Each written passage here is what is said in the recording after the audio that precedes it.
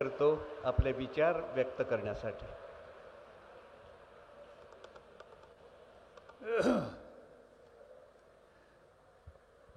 अखिल भारतीय मराठी साहित्य संमेलनाचे स्वागताध्यक्ष राज्याचे अन्नमंत्री छगनराव भुजबळ, ज्यांचे आत्ताच आपण विचार ऐकले ते न्यायमूर्ती नरेंद्र सफळगावकर, राज्याचे महसूल मंत्री बाळासाहेब थोरात,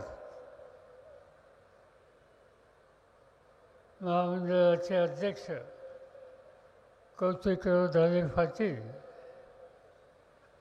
महाराष्ट्राच्या विधानसभेचे उपाध्यक्ष नामदार श्री झिरवळ, लोकसभेतले आमचे सहकारी खासदार हेमंत गोडसे, खासदार श्रीनिवास पाटील, विधानसभा विधान परिषद या सगळ्यांचे पदाधिकारी, या लोकहितवादी मंडळाचे सर्व पदाधिकारी, संस्थेचे कार्यवाहक जयप्रकाश जातेगावकर, श्री हेमंत तकले, डॉक्टर शंकरराव बोराडे आणि गोदा तीराच्या काठी बसलेल्या या नाशिक नगरीत जो आयोजित केलेला साहित्यिकांचा कुंभमेळा आहे त्याच्यामध्ये सहभागी झालेले आपण साहित्य रसिक बंधू भगिनींनो, नाशिकचा गोदा काठ हा अनेक स्मृतींनी समृद्ध राहिलेला परिसर आहे. या पवित्र तीर्थक्षेत्री आलं की असंख्य देवालयातला घंटानाद कानामध्ये घुमू लागतो. आणि तसंच डॉक्टर बाबासाहेब आंबेडकरांनी काळाराम मंदिरात केलेला सत्याग्रहाचा घणाघण हाही कानावर पडतो. स्वातंत्र्यवीर सावरकर यांनी नागपूर भगूरला जन्म घेतला आणि त्यांनी सुरू केलेल्या क्रांती यज्ञात अनेक क्रांतिकारक सहभागी झाले. याच भूमीमध्ये अनंत कान्हेरे यांनी नाशिकच्या जुलमी कलेक्टर जॅक्सनला 1909 गोळ्या झाडून ठार केलं. पहिल्या इंग्रज सरकारच्या कांठाला बसवणारा पराक्रम ज्या क्रांतिकारी ऐतिहासिक भूमीत घडला, आज तिथंच हे साहित्य संमेलन अतिशय उत्तम रीतीनं यशस्वीरित्या आपण सगळ्यांनी आयोजित केलं, याचा मला मनापासूनचा आनंद आहे. नाशिक ही कुसुमाग्रजांची कर्मभूमी. त्यांनी आपल्या कवितेमध्ये डॉक्टर बाबासाहेब आंबेडकर उर्फी अंकुर मनूच्या मृत मातीत फुटला आणि तो वीज होऊन चेवरावरती असा फिरतला, वज्रबलाने शतशतकांचा अडसर चुकला, असं नाशिकच्या सत्याग्रहाचं वर्णन त्यांनी या काव्यपंक्तीत केलं होतं. साधारणतः साहित्य संमेलन म्हणल्याच्या नंतर अनेक उत्तम नवोदित साहित्यिकांचं योगदान हे कानी फळतं. ऐकायची संधी मिळते, वाचायची संधी मिळते आणि एक प्रकारचं मनस्वी समाधान होतं. पण अलीकडं साहित्य संमेलन म्हणल्याच्या नंतर काही ना काहीतरी वाद झालाच पाहिजे, असा काही नियम झाला का काय करू असतो, पण हे सातत्याने घडतं. स्वातंत्र्यवीर सावरकर यांचं स्वातंत्र्यासाठी योगदान यासंबंधीची चर्चाच होऊ शकत नाही. त्यांनी केलेला त्याग यासंबंधीची चर्चाच आपण करू शकत नाही. त्यांनी स्वातंत्र्याची चेतना ही शेवटच्या माणसाच्या भरून फेटवण्याच्यासाठी जे प्रभावी केलेलं लिखाण आहे ते लिखाण अजरामर अशा प्रकारचं लिखाण आहे. मराठी भाषा ते कधी विसरू शकत नाही. आणि कुसुमाग्रजांचं योगदान याची सुद्धा आपण कधी तडजोड करू शकत नाही. आणि वाद कशासाठी? स्वातंत्र्यवीर यांचं एक आगळं वेगळं व्यक्तिमत्व होतं. मला एका गोष्टीचा आनंद आहे की यावेळच्या साहित्य संमेलनाचे प्रमुख पाहुणे डॉक्टर जयंत नारळीकर होते. विज्ञानवादाचा पुरस्कार या साहित्य संमेलनामध्ये केला. माझ्या वाचनामध्ये जे जुने साहित्यिक आहेत आणि त्यांचं लिखाण मी ज्यावेळेस सहजच आठवतो, मला स्वातंत्र्यवीर सावरकर आठवतात. सावरकर हे विज्ञानवादी होते. ते नाही त्या गोष्टीचा पुरस्कार कधी करायचे नाही. अगदी काही वादग्रस्त त्यांची विधानं आहेत, पण त्याच्यामध्ये विज्ञानावर आधारित दृष्टिकोन होता. आता साधी गोष्ट आहे. स्वातंत्र्यवीरांनी सांगितलं की गाय ही उपयुक्त पशु आहे. जोपर्यंत उपयुक्तता आहे तोपर्यंत तिचा लाभ घ्या, आणि उपयुक्तता संपेल त्यावेळी तिचा दुसऱ्या पद्धतीने लाभ घ्या. हे कोणी सांगितलं? सावरकरांनी सांगितलं. अनेक गोष्टी सांगता येतील. सावरकरांनी नंतरच्या काळामध्ये रत्नागिरीमध्ये जाऊन आपलं कायमचं निवासस्थान त्या ठिकाणी केलं. पूजेच्यासाठी एक लहानसं मंदिर बांधलं आणि त्या मंदिरामध्ये पूजेच्यासाठी एका दलित व्यक्तीची नेमणूक केली. आणि त्याचं महत्त्वाचं कारण स्वातंत्र्यवीर सावरकर हे विज्ञानवादी होते. आणि त्यामुळं सावरकरांच्या नावाला विरोध असल्याचं काम नाशिककर कधी करूच शकत नाही, कुणी मराठी माणूसही करू शकत नाही. आणि त्याबद्दलची चर्चा होणं ही काही चांगली गोष्ट नव्हती. नाशिक ही कविवर्य कुसुमाग्रजांची कर्मभूमी. त्यांनी अनेक गोष्टी या ठिकाणी लिहिल्या. इथं आज संपन्न होत असलेल्या संमेलनाला वि वा शिरवाडकर यांचं म्हणजे कुसुमाग्रजांचं नाव तुम्ही दिलं, ही अतिशय उत्तम गोष्ट केली. एका दृष्टीनं तात्यासाहेबांची आदरांजली आहे असं मी मानतो. आणि म्हणून लोकहितवादी मंडळ की गेले 70-80 वर्ष काम या ठिकाणी करत आहे आणि साहित्य आणि साहित्याचा पुरस्कार करत आहे. अशांनी हे नाव सुचवलं आणि ते नाव स्थानिक सगळ्या सहकारी मित्रांनी स्वीकारलं. मी तुम्हा सगळ्यांना अंतःकरणापासून धन्यवाद देतो की तात्यासाहेबांचं नाव तुम्ही या ठिकाणी दिलं आणि या साहित्य संस्कृतीचे एक प्रकारची उंची वाढवण्याचं काम या एका निर्णयातून तुम्ही केलं आणि त्याबद्दल तुम्हा लोकांना धन्यवाद दिले. कुसुमाग्रजांनी कविता, कथा, लघुकथा, निबंध, कादंबऱ्या, नाट्यलेखन याच्या माध्यमातून मराठी साहित्यामध्ये अत्यंत मोलाची भर टाकली.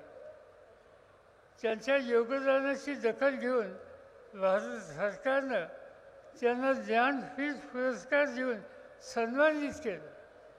मी माझं भाग्य समजतो की त्यांना ज्ञानपीठ ज्यावेळी द्यायचा प्रसंग आला, कार्यक्रम आला, त्या कार्यक्रमामध्ये प्रमुख पाहुणा म्हणून मी उपस्थित होतो आणि राज्याचा प्रमुख म्हणून त्या ठिकाणी माझी उपस्थिती होती.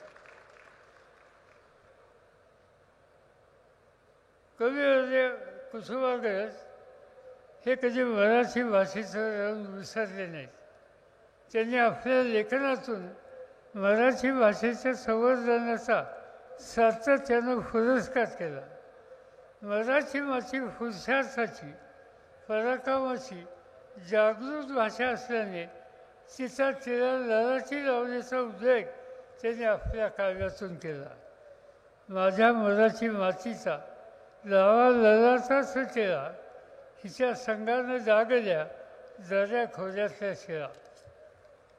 परंतु याच मराठी भाषेची आव्हानं होते याची खंतसुद्धा तात्यासाहेबांनी आपल्या काळातून व्यक्त केली आणि तिचा अवमान होऊ न देण्याचं आव्हान त्यांनी सगळ्यांना केलं. माझ्या मराठी मातीचा नका करू अवमान, हिच्या दारिद्र्यात आहे भविष्याचं वरदान. तात्यासाहेबांनी व्यक्त केलेली खंत तुम्हा आम्हाला लेकरांना सुद्धा फलोफली जाणवते. प्रत्येक भाषेच्या बाबतीत असे चढ उतार असतात.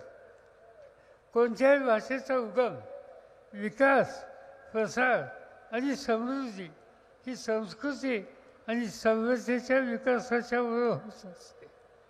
काळानुसार अनेक धार्मिक, सामाजिक आणि राजकीय स्थित्यांतर होतात. त्याचा परिणाम भाषेचा विकास अथवा क्षय होण्यावर ती शुद्ध अथवा सदोष होण्यावर होत असतो. भारतामध्ये इंग्रज येण्याच्या पूर्वी मोगलांचा सुद्धा अंमल होता. परिणामी फारसी, अरबी, तुर्की या भाषांचा संसर्ग मराठीत झाला. विशेषतः राज्यव्यवहारातून मराठी भाषा जवळजवळ त्या काळात हद्दपार झाली. राज्यकारभार परकीय भाषांना हटवून आपल्या मातीच्या भाषेचा समावेश करण्याचा पराक्रम छत्रपती शिवाजी महाराजांनी वयाच्या 16व्या वर्षी त्यांनी केला, याचा उल्लेख करण्याच्याबद्दल मला स्वतःला अभिमान आहे. त्यांनी परंपरेला छेद देताना स्वतःची राजमुद्रा ही फारसी भाषेत ठेवली नाही, ती त्यांनी संस्कृत भाषेत करून घेतली. प्रत्येक चंद्र एकैव वजिष्ठ विष्णू वंदिता चाहू सुने शिवसेना वजा वजाय राजते. सहस्याच्या कल्याणाच्यासाठी कटिबद्ध असलेले राज्य पृथ्वीच्या चंद्रकलेप्रमाणे हिंदवी स्वराज्य वाढत गेले. महाराजांचे राज्य झाले तसे त्यांनी राज्यव्यवहारातून फारसी भाषेचा सुळसुळाट दूर करण्याचा निर्णय घेतला. महाराजांनी फारसी भाषेला समानार्थी संस्कृत आणि प्राकृत असे मराठी भाषेत शोधून राज्यव्यवहार कोश तयार करण्याची जबाबदारी रघुनाथ हनुमंते आणि नंतर धुंदीलाल लक्ष्मण व्यास यांच्यावर सोपवली. राज्यव्यवहारातील शब्दांचं मराठीत करावं हे छत्रपती शिवाजी महाराजांची कल्पना किती भव्य आणि स्पष्ट पाहणारी होती. अशा शब्दात इतिहासकार हेतू बाजाराव फगवे यांनी त्यांचं कौतुक केलं. मराठा साम्राज्याचा प्रसार होत गेला तशी मराठी भाषा नर्मदा तुंगभद्रावर पोचली. साहित्यात भर पडत गेली, परंतु राज्यव्यवस्था बदलली. त्यानंतर दुर्दैवानं मराठी भाषेला अवकाळ आली. इंग्रजांचा अंमल सुरू झाला. त्यांनी कारकुनांची फळी उभी करण्यासाठी इंग्रजी भाषेचा पुरस्कार प्रसार करण्यासाठी सुरुवात केली. इंग्रजीचं आक्रमण मराठी भाषेवर देखील होऊ लागले. त्याला विरोध करून मराठीचं संवर्धन करण्यासाठी दिग्गज राजकीय मंडळी पुढे आली. लोकमान्य टिळकांना केवळ देशाभिमान नव्हता तर तीव्र भाषाभिमानसुद्धा त्यांच्यामध्ये होता. अशुद्ध मराठी लिहिणाऱ्यावर ते धारदार वाणीनं असूर विरोधत. सुशिक्षणाची मातृभाषेचा अभियान सुरू आहे तेव्हा 2 कोटी लोकांच्या जन्मभाषेत हजारोपेक्षा जास्त ग्रंथ होऊ नयेत याची खंत लोकमान्यांनी एके ठिकाणी व्यक्त केली. इंग्रजी वाघिणीचं दूध असेल, पण याच्या देशा भाषेच्या विकसनावर ते विरजण्याचं काम करायचे. 20व्या शतकाच्या प्रारंभी मराठी भाषेच्या संवर्धनाचा विडा अनेक राजकीय समाजसुधारकांनी सुशिक्षित लोकांनी उचलला.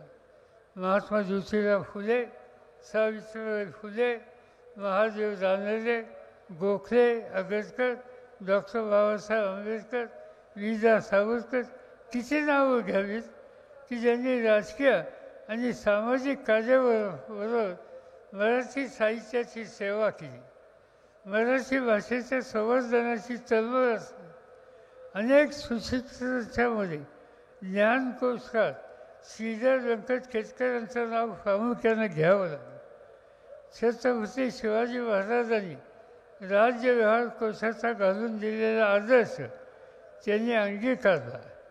केतकरांना नेहमी वाटायचं की मराठी भाषांचं माणसाचं बौद्धिक स्वातंत्र्य हे जर टिकवायचं असेल तर मराठी भाषेचं स्वामित्व अबाधित राहिलं पाहिजे. देशी भाषेमध्ये राज्यकारभार असणारे सरकार हे खरं सरकार आहे अशी त्यांची भूमिका होती. आणि न्याय निवाडे हे सुद्धा देशी भाषेत चालेल असं ठाम मत त्यांनी मांडलं होतं. राज्यकारभारात मराठी आली पण दुर्दैवानं आधी न्यायी निवाडे सामान्य माणसासाठी दुर्बळच आहेत. 1947 साली भारताला स्वातंत्र्य मिळाले. इंग्रज गेले पण अध्यापन क्षेत्रात मराठीचा प्रवास तसा खडतर राहिला. भाषावारपांच्या रचनेनुसार राज्य अस्तित्वात येत असताना भाषिक अस्पृश्यतेचा अंगार हा फुलत होता.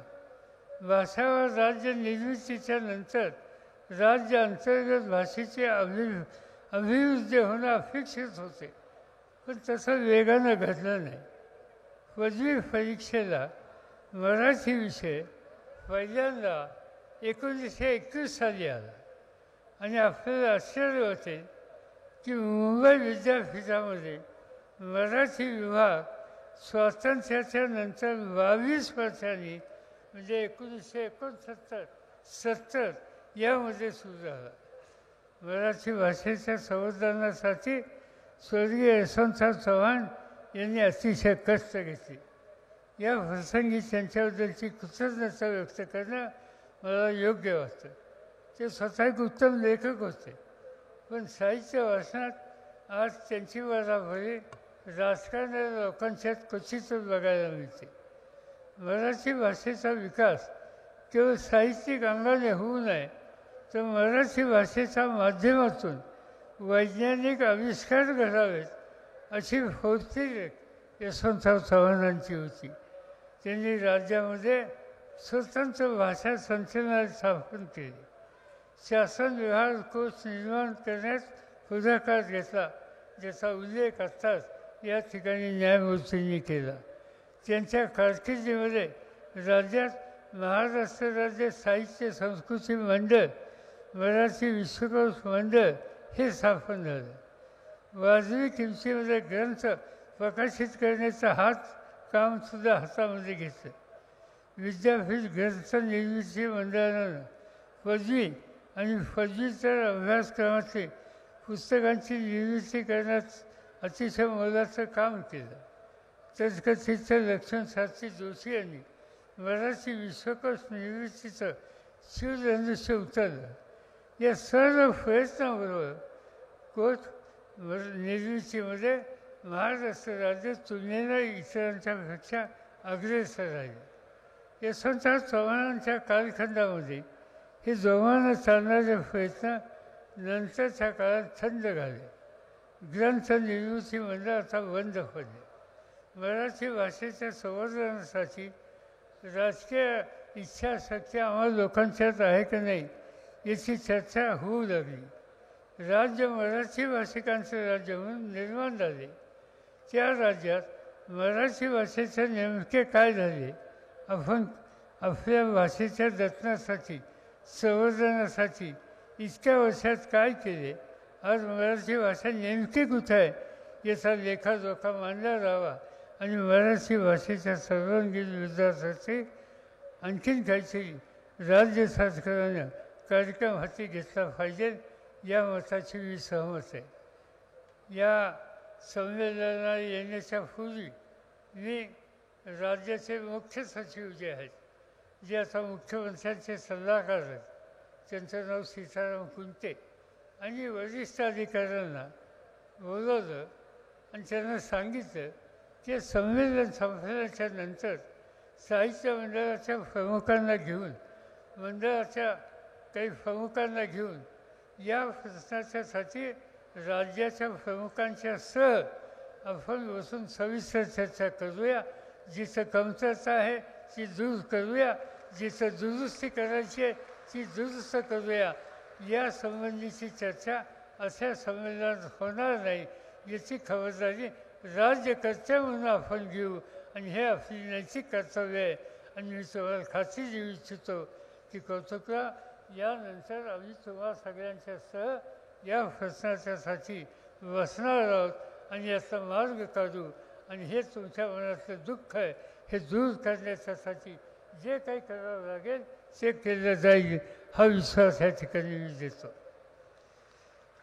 संमेलनाच्या समारोपाचा आजचा दिवस मराठी साहित्याच्यामध्ये आणि भाषेच्या संवर्धनासाठी आणखीन काही सूचना या मला या ठिकाणी द्याव्याशा वाटतात. आता संगणकाचं युग सुरू झालं, माहितीचा विस्फोट झाला, परकीय भाषेतले अनेक शब्द मराठी भाषेत प्रवेश करू लागले. परकीय भाषेमध्ये नवीन नवीन शब्दांची निर्मिती होत आहे आणि त्यामुळे सध्याचे शब्दकोश कालानुसार सुधारित करणं हे अत्यंत महत्त्वाचं आहे. इतर भाषेमध्ये ते काम घडतं आहे, आपणही ते केलं पाहिजे. बहुजनांच्या भाषेला, बोलीभाषेला साहित्यात, मराठी कोशात अधिकाधिक स्थान द्यायला हवे. प्रारंभी समाज सुधारकांच्या लिखाणाला, शब्दांना कोशकात स्थान देत नसत. ज्ञानकोश केतकरांच्याबद्दलसुद्धा अशी टिप्पणी एकेकाळी झाली होती. ज्योतिराव फुलेंच्या साहित्यातील शब्दांना कोशकारांनी दूर ठेवले, परंतु बहुजन भाषेतील शब्द मनाची फकत फटकन घेतात. भाषा पंडित फसून व क्लिष्ट न राहता सोपी उगवती होते. आपण पाहतो की संगणक किंवा इंटरनेटच्या जमान्यामध्ये त्याचीवर संज्ञा पुढे आल्या. सोपे आणि फकट घेणारे शब्द मराठी साहित्यात आले तर त्याची नव्या पिढीला गोडी लागेल. दर 10 महिन्याला भाषा बदलते असं आपण म्हणतो.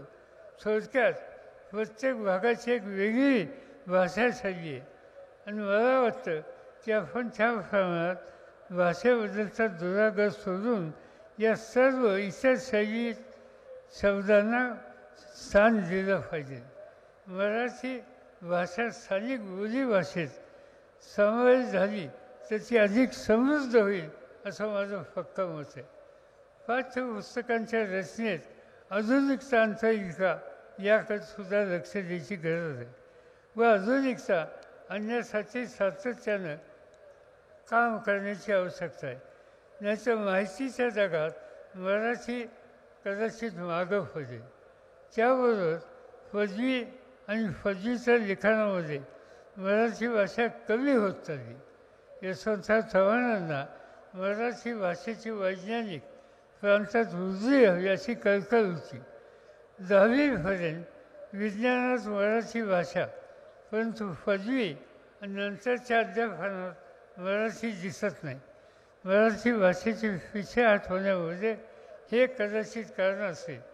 महाविद्यालयीन शिक्षणासाठी इंग्रजी भाषा महत्त्वाची या समजामुळं शालेय शिक्षणासाठी सुद्धा मराठीपेक्षा इंग्रजी भाषेला पसंती दिली जाते. हा धोका मोठा आहे. संख्याअभावी आत्ता सांगितलं गेलं की मराठी शाळा बंद होण्याची गंभीर स्थिती आज निर्माण झालेली दिसते आणि त्यामुळं पदवी नंतरचं विज्ञान, वाणिज्य आणि शिक्षण मराठी दैनंदिन द्यायचा विचार झाला पाहिजे. जागतिकीकरण झपाट्यानं वाढू लागलं. समाज माध्यमांचा वापर वाढला. फेसबुक, व्हॉट्सअप, ट्विटर, इंस्टाग्राम वगैरे फिथावून माणसं आपली भूमिका व्यक्त करू लागली. या नवसाहित्यात मराठीचा प्रसार होण्यासाठी आश्वासक प्रयत्न व्हावेत. त्यासाठी तंत्रज्ञानाची जोड ही अपरिहार्य आहे. नवतंत्रज्ञानी सॉफ्टवेअर क्षेत्रामध्ये मराठी भाषा व लिपी यामध्ये सुलभ तंत्र विकसित करण्यावर भर द्यायला हवा आहे. सिलॅकच्या माध्यमातून असे काही प्रयत्न होतात, त्याचा मला आनंद आहे. पण मराठी भाषा संगणक व समाज माध्यमातून जास्तीत जास्त झळकताना दिसायला हवी. बंधू भगिनींना, मराठी भाषेचा स्वाभिमान आपण जपायला पाहिजे.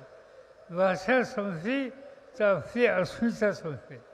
जर्मनी, चीन, Italy, Netherland, France, Japan, Spain, Russia असे कितीतरी देश स्वभाषेचा पुरस्कार करतात आणि वैज्ञानिक प्रगतीसुद्धा साधत आहेत.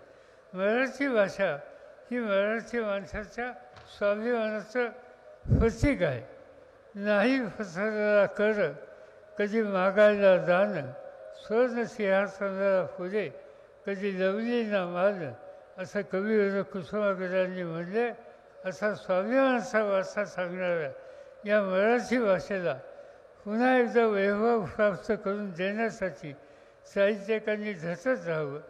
राज्यकर्त्यांनी आवश्यक ते प्रयत्न करावे, त्याला सहकार्य करावं, ही गोष्ट मी या ठिकाणी सांगू इच्छितो. आपल्याला नव्या पिढीतून रोबो घडवायचे नाहीत, माणसं घडवायची आहेत. त्यासाठी मराठी मन जपायला हवं. ते मातृभाषेतच जपलं जाऊ शकतं, याचा माझा पूर्ण विश्वास आहे. साहित्य रसिकांना माझी विनंती आहे की त्यांनी मराठी साहित्य नव्या पिढीपर्यंत पोचवण्यासाठी जाणीवपूर्वक प्रयत्न करावेत.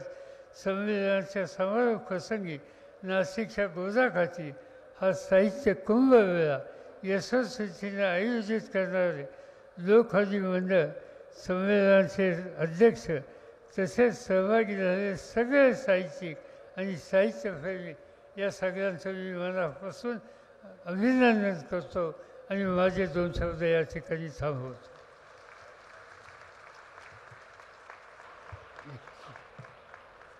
मनापासून धन्यवाद पवारसाहेब.